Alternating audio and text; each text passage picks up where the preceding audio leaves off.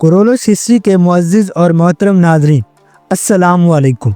नाज़रीन, कोरोलस उस्मान की किस्त नंबर 181 का पहला धमाकेदार ट्रेलर आ चुका है।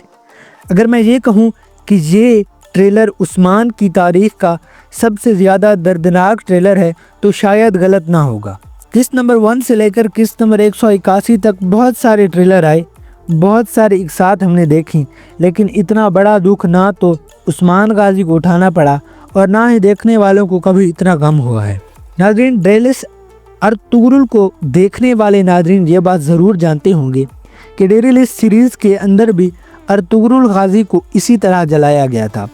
मेरे कहने का मतलब ये है कि जलाया किसी और को गया था, लेकिन कबीले वालों को इसका इल्म ना था और उन्होंने समझा कि ये अर्तुगरुल है और इसकी लाश कबीले लाई गई थी और इसे दफनाया गया था। और फिर जब अर्तुगरुल की वापसी हुई तो वो अलग ही मज़ा था। अर्तुगरुल गाजी की वापसी के वो नज़ारे और इस दौरान जो देखने वालों के दिलों की कैफियत थी वो आज तक हम ना भूल पाए हैं। तो कोरोलस सीरीज़ की आने वाली किस्तों में भी कुछ इसी तरह की कहानी ही हमारे सामने पेश की जा रही है। डायरेक्टर ने वाकई बहुत समझदारी से काम लिया है और वो देख चुका है कि मद्दाह देखने वाले इस तरह के सीन किस तरह देखना पसंद करते हैं। तो नाज़रीन इकराम, जिस तरह डेरेलिस अर्तुगरुल में आप लोग देख चुके हैं तो कोरोलस सीरीज़ के अंदर भी बिल्कुल वैसा ही होने वाला है। सबसे पहले तो मैं आपको ये बात कन्फर्म कर दूं कि बाला खातून अभी मरी नहीं है। बाला खातून ज़िंदा है और बिल्कुल सही सलामत है। आप नाज़रीन से गुजारिश है कि बाला खातून कैसे बची और इसको किसने बचाया, ये आप लोग मुझे कमेंट्स में बताइएगा। हर बंदा अपनी राय का इजहार कमेंट में करे कि बाला खातून को बचाने वाला कौन है और कौन हो सकता है, और फिर इंशाल्लाह आने वाली किसी वीडियो में मैं आपको बताऊंगा कि बाला खातून के इस सीन की कहानी क्या हो सकती है। बहरहाल आज की वीडियो में हम बात करने जा रहे हैं किस्त नंबर 181 के ट्रेलर 1 पर, और कल की वीडियो में इंशाल्लाह किस्त नंबर 80 का रिव्यू और नई किस्तों के कुछ मज़ीद वाक़यात पर भी बातचीत करेंगे। तो नाज़रीन करामी, अगर बात करते हैं किस्त नंबर 181 के ट्रेलर पर, तो जैसा कि मैंने आपको कहा, ये उस्मान सीरीज़ की तारीख़ का सबसे ज़्यादा दर्दनाक ट्रेलर है। उस्मान गाजी इस जली हुई लाश को बाला खातून की लाश समझकर दहकती हुई आग में से बाहर निकाल कर लाए हैं। अलाउद्दीन, उरहान और फातिमा खातून सब चीखें मार मार कर रो रहे हैं और नाज़रीन कराम, उस्मान गाजी बिल्कुल एक मजबूत पहाड़ की तरह खड़े हैं और तमाम तकलीफ़ों को बर्दाश्त कर रहे हैं। और नाज़रीन कराम, जैसा कि आप लोग जानते हैं कि पिछली किस्त में उस्मान गाजी दोबारा से सोगोत पर कब्ज़ा जमाने में कामयाब हो चुके हैं। तो बाला खातून की लाश को ट्रेलर में देखा गया है कि सोगोत लाया गया है और फिर सब लोगों के सामने पहले अलाउद्दीन भी इस लाश को अपनी बाहों में उठाकर खड़े हैं और गमगीन नज़र आ रहे हैं।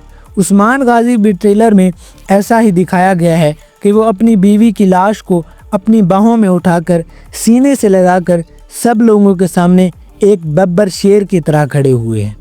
तो नाज़रीन करम, अब आने वाली किस्त में इस लाश को दफना दिया जाएगा और उस्मान गाजी का अगला मकसद बाला खातून का इंतकाम लेना होगा और इन मासूम मज़लूम लोगों का इंतकाम लेना होगा जिन्हें कबीले में मारा गया।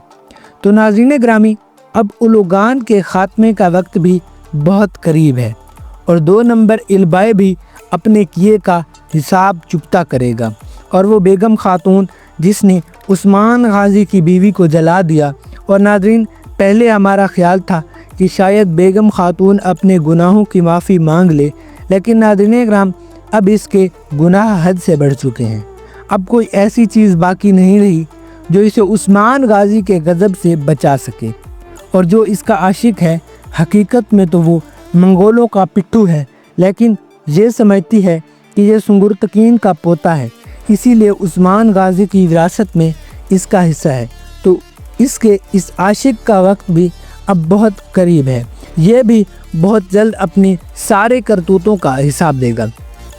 नाज़रीन, मैंने एक वीडियो बनाई थी हिस्ट्री ऑफ इल्बाई के नाम से, और लोग उसमें कमेंट कर रहे थे कि आपने इसकी हिस्ट्री गलत बताई है, जबकि यहाँ पर तो ये इल्बाई नकली है। तो मैं ये आपको बात कन्फर्म कर दूं کہ البائی کی جو میں نے اصلی ہسٹری بتائی تھی وہ بالکل سچ ہے۔ بے شک آپ گوگل پر سرچ کر کے دیکھ سکتے ہیں۔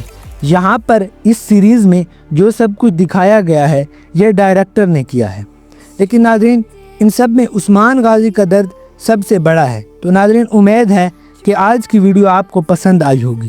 تو ملتے ہیں اگلی ویڈیو میں۔ اللہ حافظ۔